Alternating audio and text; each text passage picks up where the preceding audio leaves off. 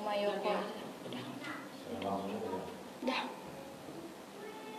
Puji Tuhan, selamat pagi buat kita semua yang ada. Kita mau datang beribadah, berkumpul bersama, meskipun di rumah masing-masing, tetapi Roh Kudus akan menyatukan roh kita bersama-sama untuk menikmati hadirat Tuhan, untuk menikmati lawatan Tuhan. Kita menyanyikan pujian besar anugerah-Mu, karena Dia yang sudah menyertai kita sampai hari ini. Kita boleh ada sebagaimana kita ada, itu semua karena anugerah Tuhan. Kita boleh sehat, kita boleh kuat, kita boleh menikmati berkat Tuhan, itu semua oleh karena kasih setia Tuhan. Amin, haleluya. Terima kasih Tuhan Yesus, Engkau baik. Ku ada sebagaimana ku ada.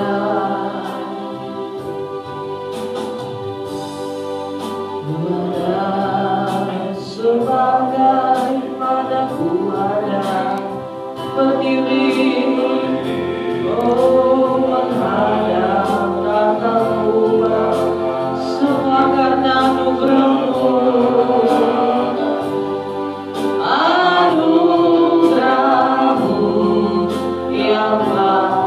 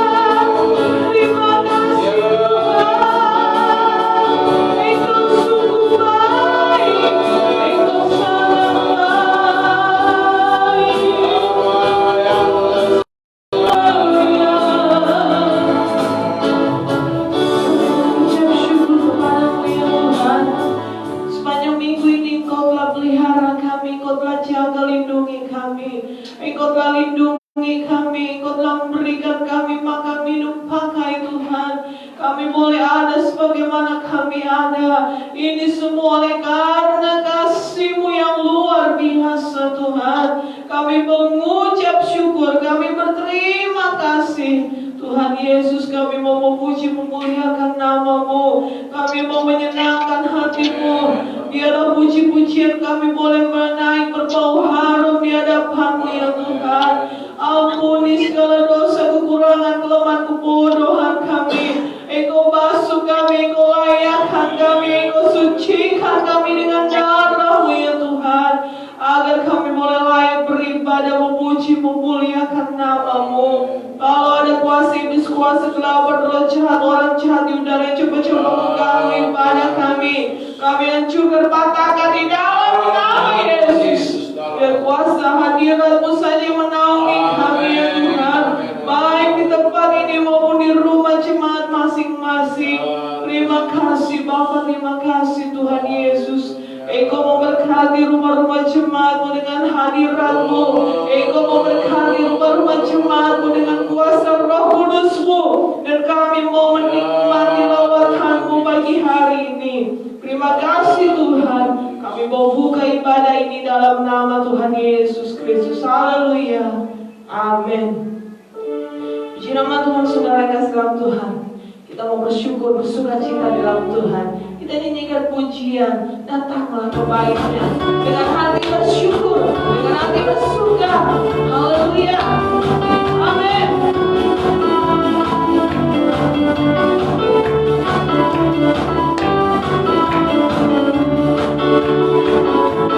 Oh ya, datanglah kebaikan dengan hati bersyukur.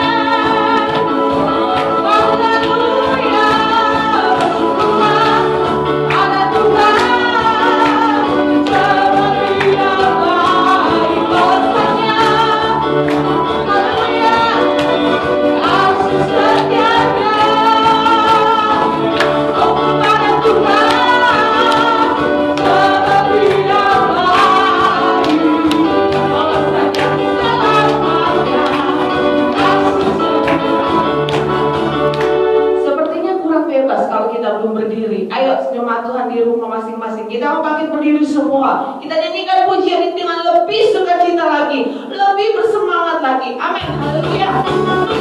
Haleluya. Haleluya. Oh, puji Tuhan. Terima kasih Tuhan. Datanglah kebaikan. Datanglah kebaikan. Amin.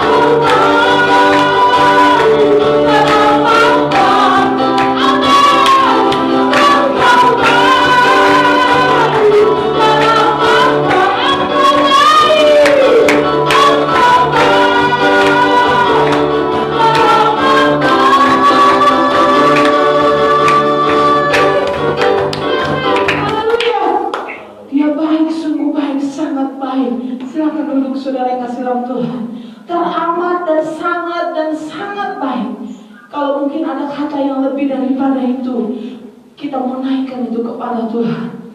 Sangat baik, teramat baik, terlebih baik. Amin. Kalau kita boleh ada sampai hari ini, itu semua oleh karena kebaikan kasih setia Tuhan. Ada pujian mengatakan, kasih setia Tuhan itu tidak dapat diukur. Ya, lebih luas dari samudra, lebih tinggi dari langit, ya, lebih dalam dari lautan, saudara. Kasih setia Tuhan begitu nyata dalam kehidupan saya dan saudara. Kalau kita pun menyebutkan satu persatu, mulut kita tidak cukup untuk membalas kasih setia Tuhan. Oleh sebab itu kita mau sungguh-sungguh menikmati hadiratnya. Kita mau sungguh-sungguh menikmati persekutuan dengannya. Jangan kita hanya terfokus dengan masalah kita. Jangan sampai hati kita terhalangi dengan masalah, sehingga kita tidak bisa menikmati hadirat Tuhan, sehingga kita tidak bisa menikmati lawatan Tuhan. Tapi biarlah hati kita penuh dengan keterbukaan kepada Tuhan, mengucap syukur, berterima kasih, dan yakin dan percaya bahwa kasih setianya tidak pernah berubah dari dulu, sekarang, sampai selama-lamanya. Kuasanya tidak pernah terbatas dalam kehidupan kita. Kita nyanyikan pujian ini. Haleluya. Terbatas kuasa Tuhan, semua dapat telah Tuhan. Apa yang kelihatan mustahil itu sangat mungkin bagimu.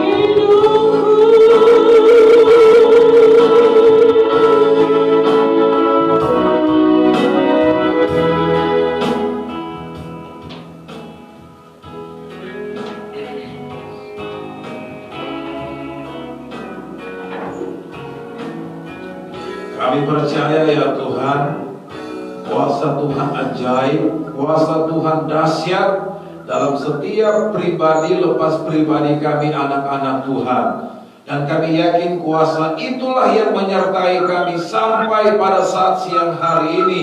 Kami boleh kembali bersama-sama beribadah kepada Tuhan, memuji, memuliakan nama-Mu ya Tuhan. Sebab itu ya Tuhan, kami mau siapkan hati kami untuk mendengarkan kebenaran firman-Mu. Engkau urapi kami semua jemaat-jemaat bendir rumah kami masing-masing ya Tuhan.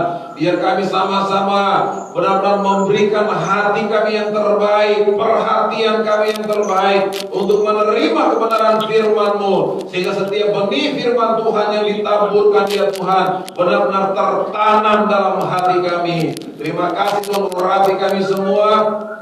Urapi firman-Mu dan juga urapi hamba-Mu ya Tuhan. Kami akan mendengarkan kebenaran firman-Mu dalam nama Tuhan Yesus Kristus. Haleluya, haleluya, amin.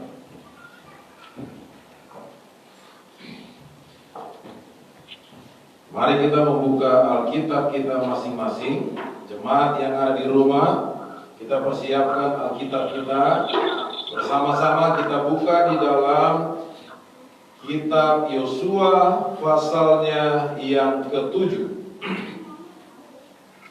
Kitab Yosua pasalnya yang ke-7. Kita akan membaca ayatnya yang pertama.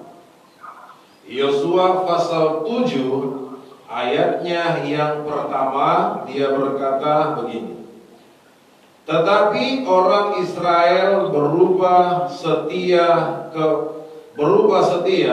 dengan mengambil barang-barang yang dikhususkan itu.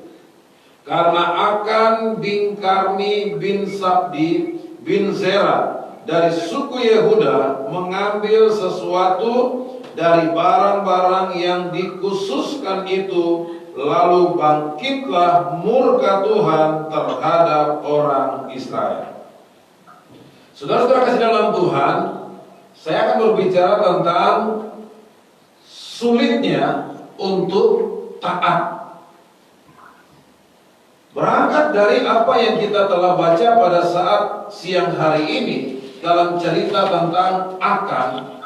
Cerita ini muncul ketika orang Israel berhasil mengalahkan kota Yeriko yang dikelilingi oleh tembok yang sangat dikenal dengan keteguhan, kekuatan tembok itu. Nah, ketika orang Israel sedang dalam sukacita yang besar karena mereka merebut kemenangan yang luar biasa, tetapi di tengah-tengah kemenangan mereka ternyata ya ada orang Israel yang berubah setia kepada Tuhan atau tidak mentaati apa yang Tuhan sudah perintahkan kepada mereka. Saudara-saudara kasih dalam Tuhan, kalau kita belajar dari kisah ini, seringkali yang terjadi dalam kekristenan kita, di saat kita dalam keadaan yang nyaman, dalam keadaan yang menikmati berkat-berkat Tuhan, ya, menikmati suasana yang penuh dengan sukacita, penuh dengan kegembiraan, terkadang di momen-momen seperti itu, maka kemudian kita terpengaruh untuk tidak mentaati apa yang Tuhan perintahkan lagi. Kenapa? Karena kita berpikir bahwa kan keadaannya baik-baik, keadaannya nyaman, semuanya berjalan dengan baik, ya. Saudara dalam Tuhan, sehingga kita melihat bahwa peristiwa tentang Akan ini terjadi bukan pada waktu mereka sedang merebut kota Yeriko, tapi ketika mereka menang, ketika mereka terlepas dari tantangan, terlepas dari pergumulan, terlepas dari persoalan-persoalan hidup, sehingga terpancing untuk tidak mentaati apa yang Tuhan sudah perintahkan. Padahal kita katakan bahwa kalau kita mau taat kepada firman Tuhan, kalau kita mau sungguh-sungguh melakukan firman Tuhan, dalam Mazmur 112 bisa dikatakan bahwa dalam ayat pertama sampai ayat yang ketiga, dia katakan bahwa berbahagialah mereka yang takut akan Tuhan dan yang sangat suka akan segala perintahnya. Ya, kita garis bawahi sangat suka akan segala perintahnya. Ayat 2 katakan bahwa anak cucunya akan menjadi orang-orang yang perkasa, akan menjadi orang-orang yang diberkati. Berarti kalau kita mau belajar taat kepada Tuhan, berkatnya bukan hanya kita nikmati sebagai orang tua, tetapi ternyata berkat itu turun sampai kepada anak cucu kita. Tetapi sekalipun janji Tuhan itu begitu luar biasa, sudah kita pelajari, sudah disampaikan, kita sudah tahu bahwa kalau kita mentaati firman Tuhan itu berkatnya sampai kepada anak-anak kita.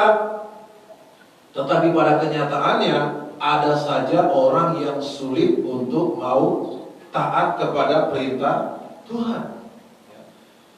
Nah, siang hari ini kita akan belajar bahwa kenapa orang menjadi sulit untuk mentaati perintah Tuhan. Yang pertama, yang menjadi faktor yang membuat sehingga ada saja orang yang sulit untuk mentaati perintah Tuhan. Yang pertama adalah karena merasa perintah Tuhan itu terlalu berat. Rasanya terlalu berat untuk dilakukan, terlalu sulit untuk dikerjakan, sehingga membuat kita memilih untuk tidak mentaati apa yang Tuhan sudah perintahkan. Kenapa? Kalau kita sudah pakai perasaan, maka perasaan kita itu manusia berubah-ubah. Perasaan kita manusia itu cenderung kepada hal-hal yang baik, hal-hal yang menyenangkan. Sehingga ketika kita berhadapan dengan perintah Tuhan, yang seringkali berbeda dengan apa yang kita rasakan, berbeda dengan situasi yang sedang kita alami, maka kita dengan mudah mengabaikan perintah Tuhan itu sendiri. Kenapa? Karena rasanya berat. Kita mulai berkata bahwa kan Tuhan juga tahu dengan keadaan saya, Tuhan juga memaklumi dengan kondisi yang sedang kami hadapi. Jadi kalau kami tidak lakukan firman, kalau kami tidak mau taat kepada firman Tuhan itu karena memang keadaannya lagi seperti itu. Kenapa? Karena dasarnya kita perasaan. Kalau kita melihat kisahnya Sadrak, Mesak, dan Abednego, di dalam film Superbook, di sini dikatakan bahwa taat kepada Tuhan itu yang terutama dan yang pertama, tidak peduli apapun risikonya. Nah, ini orang yang taat, Artinya bahwa perasaan mereka sedang bergulat, sedang bergumul. Ini mau dihukum risikonya masuk ke dapur api, ke peleburan api. Tapi dia katakan taat kepada Tuhan itu yang utama dan pertama, apapun risikonya. Tapi apakah Tuhan membiarkan orang yang mau taat kepada Tuhan ketika mereka dilempar ke api, ternyata di dalam api di situ ada Tuhan Yesus yang sudah menunggu mereka, yang sudah siap-siap menjaga, melindungi, sehingga Alkitab berkata bahwa tidak ada yang terbakar, rambut pun, baju pun tidak ada. Begitu banyak cerita dalam Alkitab yang menggambarkan bagaimana kalau kita mau taat kepada Tuhan ada perlindungan, ada pemeliharaan. Tetapi kenyataan yang sedang kita alami adalah ada saja orang yang merasa bahwa perintah Tuhan itu terlalu berat. Ketika Tuhan katakan bahwa kita harus menjaga kesucian, kita katakan itu berat sekali, itu nggak mungkin. Ketika Tuhan katakan bahwa kejarlah kekudusan, berusaha hidup damai dengan semua orang, itu susah. Kenapa? Karena ini menyangkut perasaan. Kita mungkin berkata, oh kan dia yang menyakiti hati saya, oh dia kan yang gak suka dengan saya, terlalu banyak hal-hal yang dia telah buat yang menyakiti saya. Jadi berat untuk saya bisa melakukannya dan sebagainya. Alasan orang sulit taat karena merasa perintah Tuhan itu terlalu berat. Ketika Tuhan meminta sesuatu yang kita banggakan, sesuatu yang kita senang melakukan setiap hari, kita rasa kenyamanan kita mulai terusik. Ketika Tuhan minta kita lakukan semua dengan tulus, maka justru kita merasa terkekang, mulai merasa terganggu dengan perintah Tuhan itu. Ketika Tuhan minta kita harus bersikap jujur, maka itu menjadi sesuatu yang berat.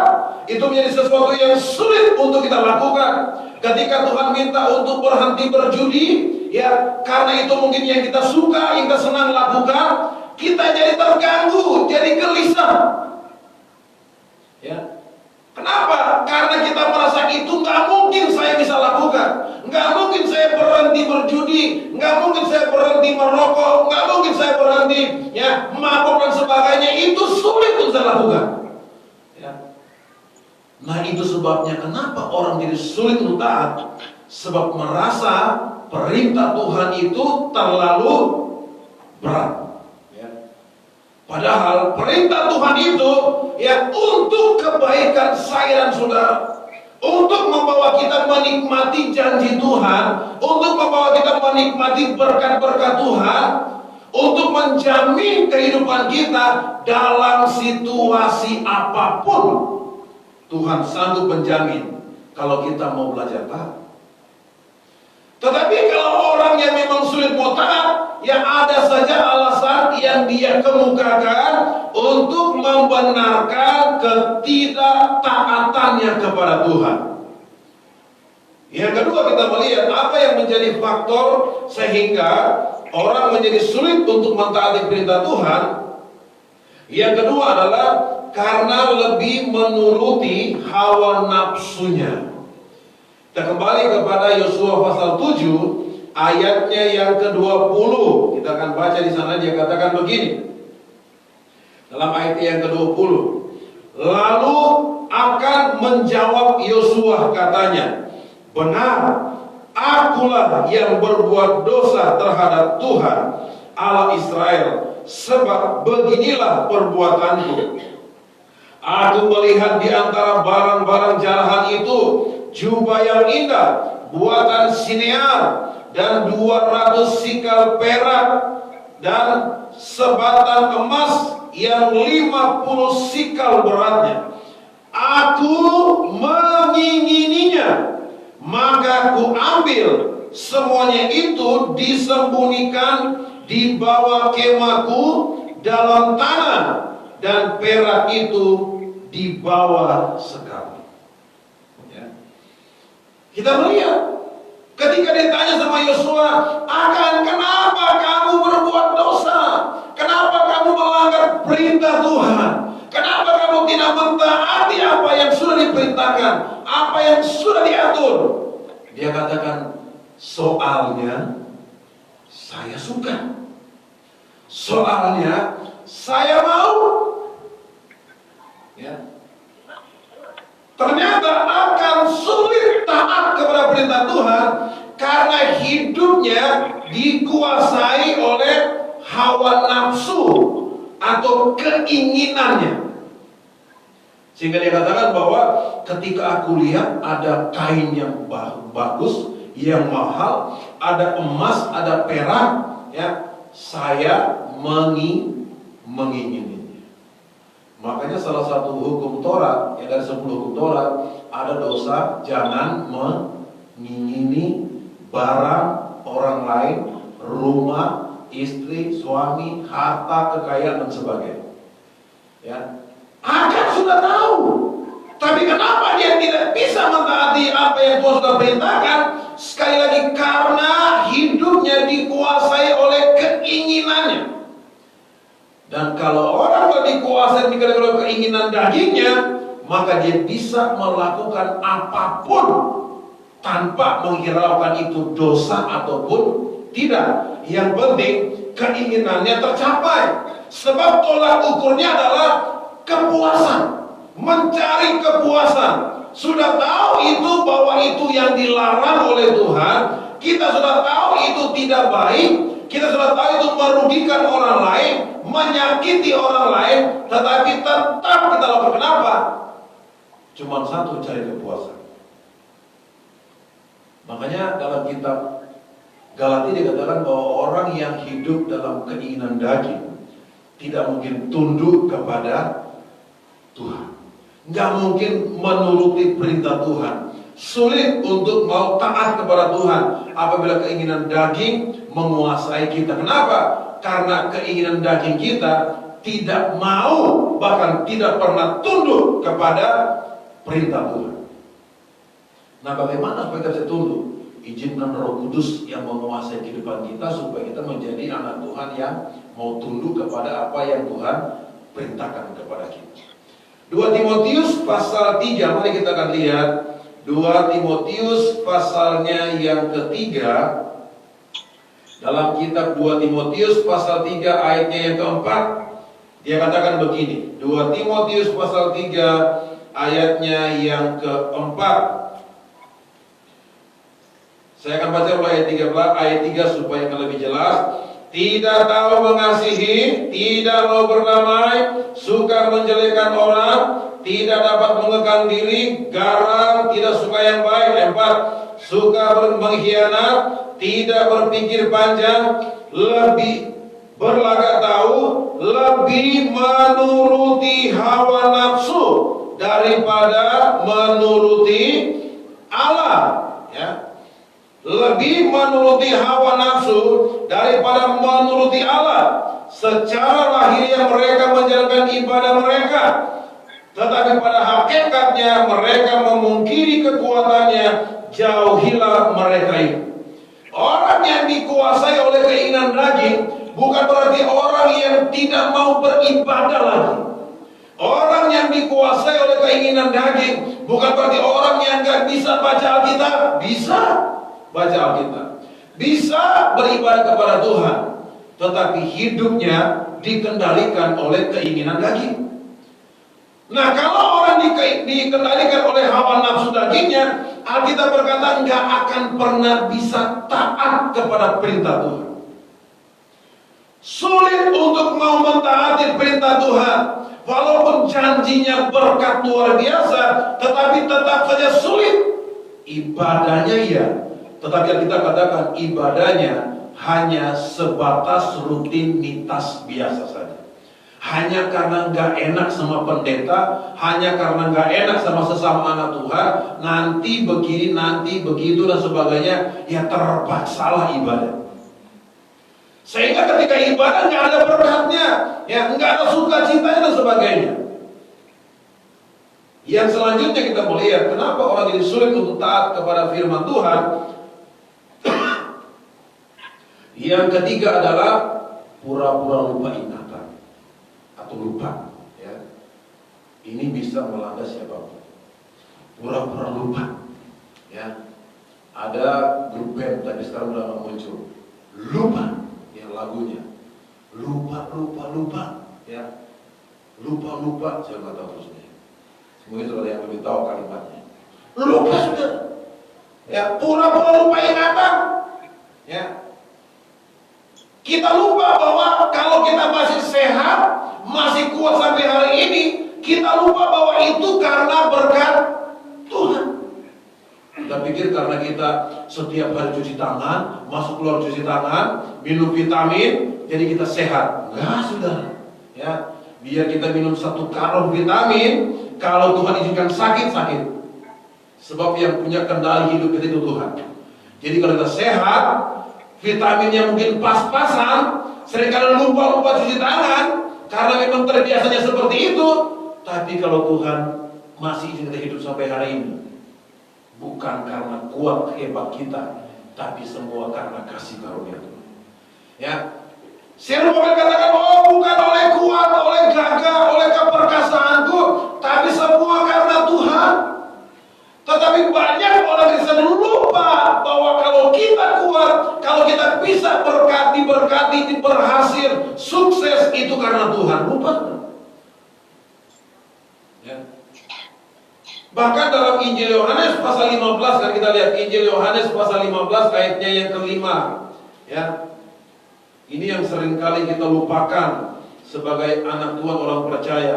Ya, Yohanes pasal 15 ayat 5 dia katakan begini. Akulah pokok anggur dan kamulah ranting-rantingnya. Barang siapa tinggal dalam aku dan aku dalam dia, ia berbuah banyak. Perhatikan kalimat terakhir dalam ayat 5. Sebab di luar aku kamu tidak dapat berbuat apa-apa. Seringkali kita lupa. Makanya kita cenderung mengandalkan kekuatan kita, cenderung mengandalkan kemampuan kita. Kenapa? Kita lupa bahwa di luar Tuhan kita tidak bisa berbuat apa-apa. Ya. Orang berpikir bahwa kalau dia bisa berhasil, sukses, naik jabatan itu karena dia pintar. No. Sebab Tuhan punya kuasa untuk mengangkat dan menurunkan. Kita nggak bisa lupa itu. Yang kita harus ingat, tanpa Tuhan maka saya bukanlah siapa-siapa. Tanpa Tuhan maka saya tidak bisa apa-apa. Itu yang harus kita ingat. Ya, kita harus melawan yang namanya lupa. Tetapi kenyataannya memang inilah yang terjadi. Ya. Kemudian kita melihat dalam kitab Filipi pasal 4 ayatnya yang ke-13, ya. Ayatnya memang sudah sangat kita kenal itu, ya. Filipi pasal 3 ayatnya yang pasal 4 ayat 13. Segala perkara dapat kutanggung di dalam Dia yang memberi kekuatan kepadaku. Ya. Lupa dia bahwa yang memberi kekuatan itu Tuhan. Paulus katakan kepada jemaat Filipi, segala perkara dapat kutanggung dalam masa-masa wabah penyakit corona ini. Kalau kita masih sehat itu karena ada kekuatan Tuhan dalam hidup kita. Karena Tuhan yang menjaga, karena Tuhan yang melindungi. Makanya Tuhan katakan kepada umat-umat Tuhan dalam Ulangan pasal 8.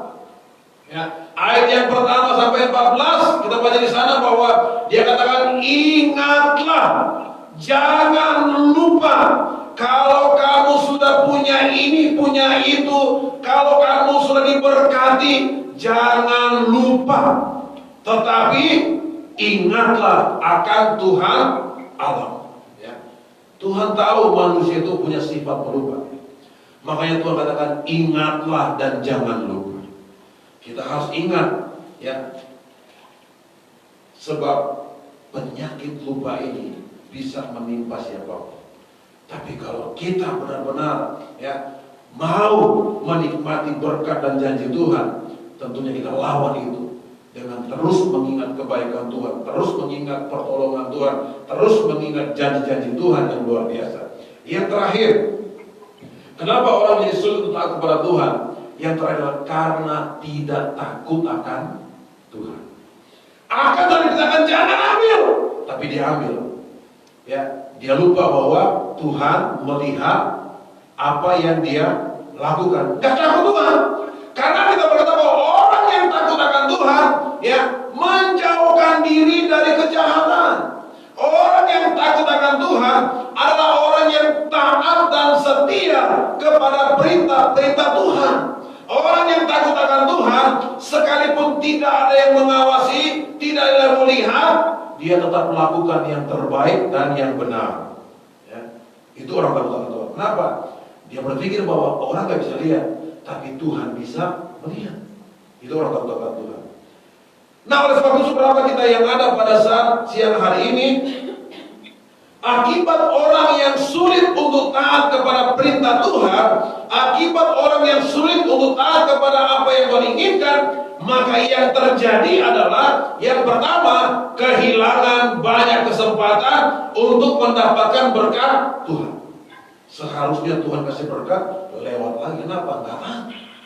Ya, sekali lagi, akibat orang yang sulit untuk taat, dia akan kehilangan banyak kesempatan untuk menikmati berkat Tuhan. Ya.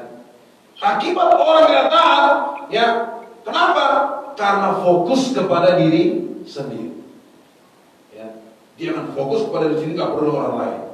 Dan kemudian yang terakhir, akibat orang yang tidak taat itu sulit untuk taat, ya, hidupnya tidak ada damai, tidak ada sejahtera.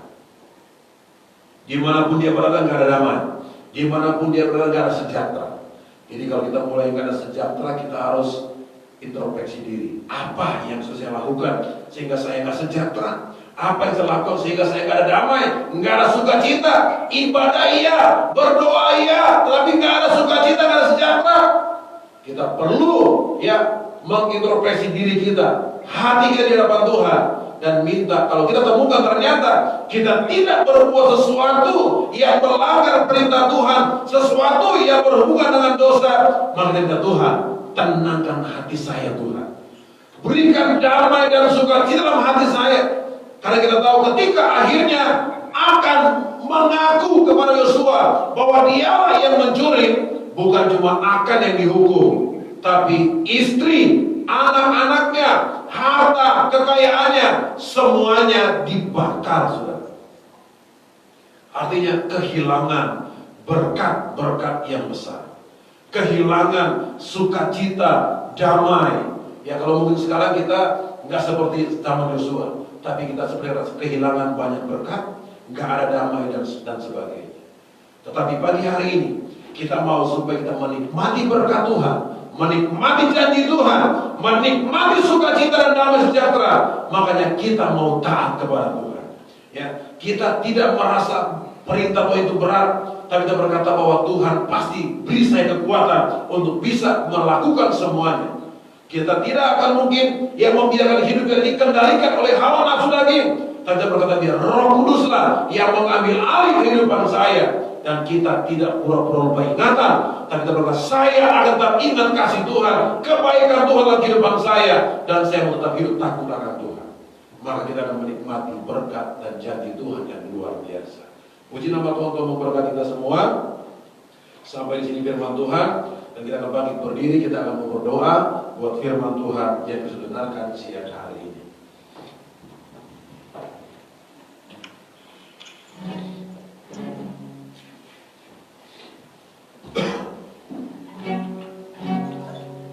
Haleluya,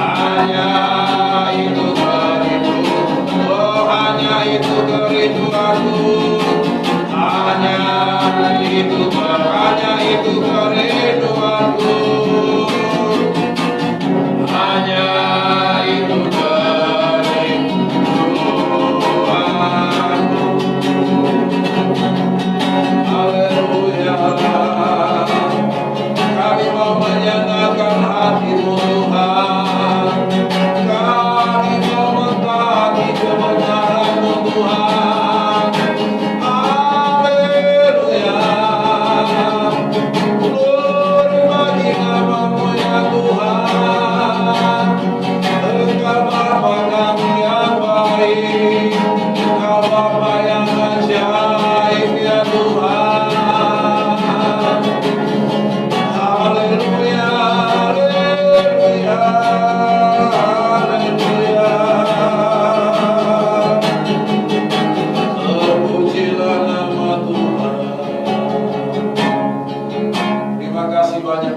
surga, kami sudah mendengarkan kebenaran firman-Mu siang hari ini ya Tuhan.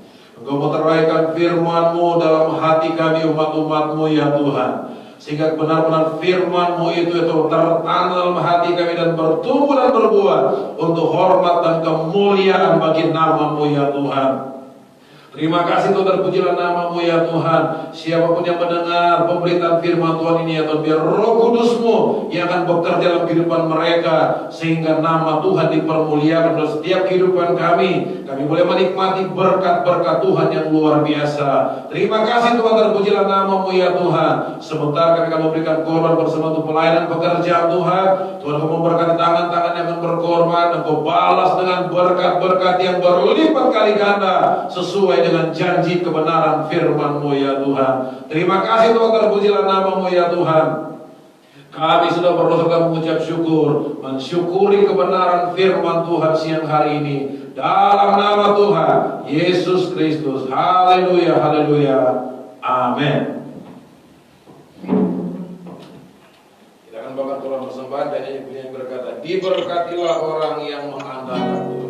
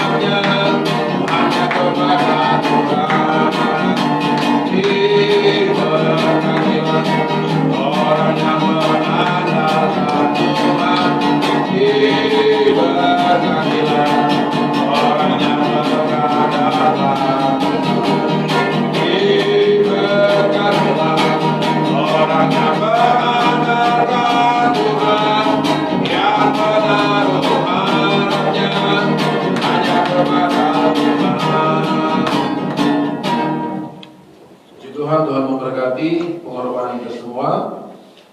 Dan untuk kegiatan ibadah kita di sepanjang minggu ini nanti akan diumumkan di grup ya, di grup Happy Birthday buat Oma Yoko ya, yang pada tanggal 24 kemarin berulang tahun, dan juga Happy Birthday buat Pak Peter Losang ya, walaupun nggak ada di sini, ada di Purwakarta ya. Happy birthday Pak Peter, panjang umur, sehat selalu, diberkati oleh Tuhan. Ya. Kemudian kita akan untuk pengumuman kegiatan ibadah kita sekali lagi nanti akan disebarkan di grup WA di Kasih Karunia. Ya. Tuhan Yesus memberkati, dan kita akan mengakhiri ibadah kita siang hari ini. Kita akan bangkit berdiri bersama-sama. Kita nyanyi punya berkata, kiranya Engkau memberkati aku berlimpah-limpah.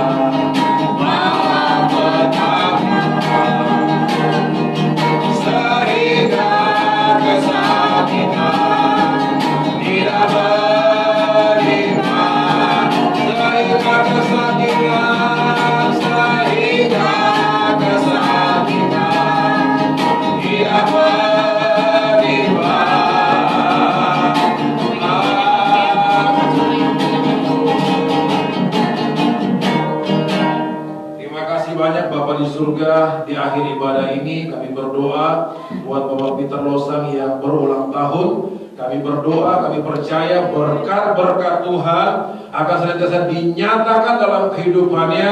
Seiring umurnya bertambah, maka kasih karunia Tuhan pula akan tambah dalam kehidupannya ya Tuhan. Berkati rumah tangganya, berkati kesehatan, kekuatan mereka.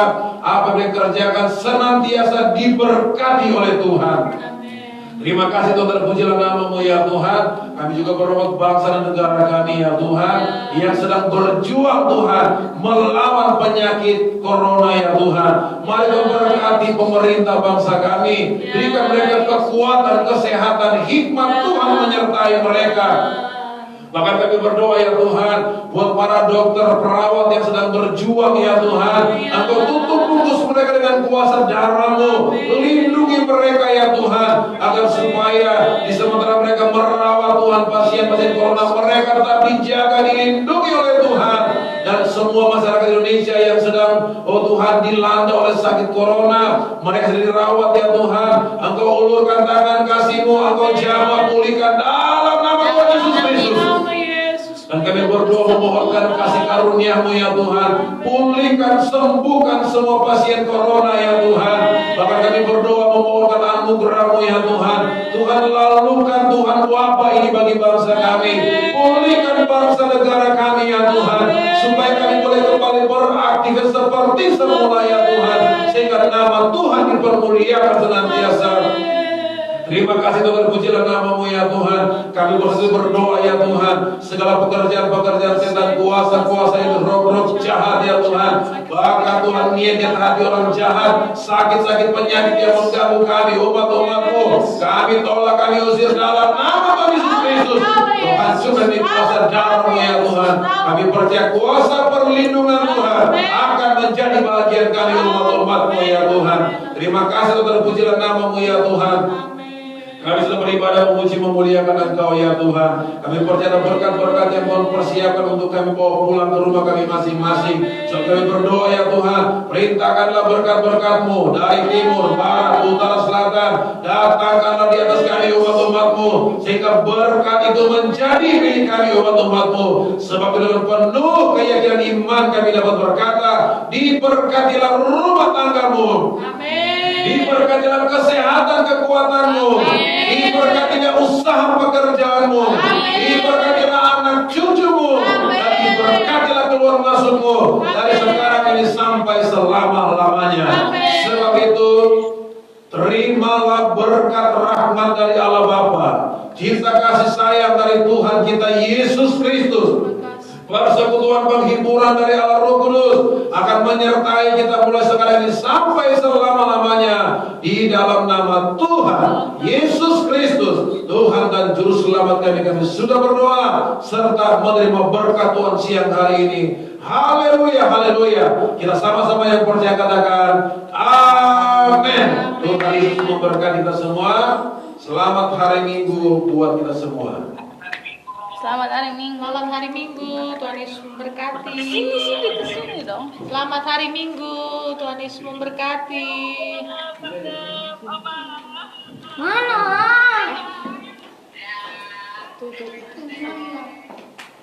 Hadap ke belakang. Kirimin satu-satu. Happy birthday, happy birthday. Pak Tuhan Peter. berkati Pak Peter. Om Ayako, selamat hari Minggu. Om Dimas, selamat hari Minggu. Ayo, Amin ya. ayo Pak Peter, happy birthday.